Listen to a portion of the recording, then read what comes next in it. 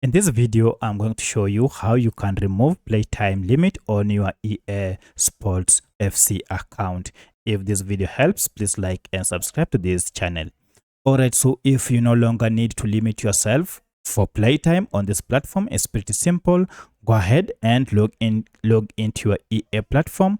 And once you're here, head over to your profile and click on it. Then choose settings. And under settings, go ahead and choose my playtime.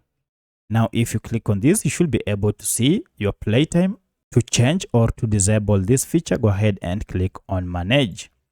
Here you will be able to see your set playtime controls. You can see for weekdays, it is set to 2 hours and 30 minutes, while for weekends, it is 7 hours 30 minutes. If you wish to disable this, then go ahead and click under each and then choose unlimited, which means you have no limit. And also I'll do the same under weekends. And now you can see if I choose unlimited, I'm told no limits set. So once you have selected this, now there will be no limit on how much time you can spend on your EA Sports. If you have any other question, kindly let me know in the comment section. Otherwise, thanks for watching and let's meet in the next video.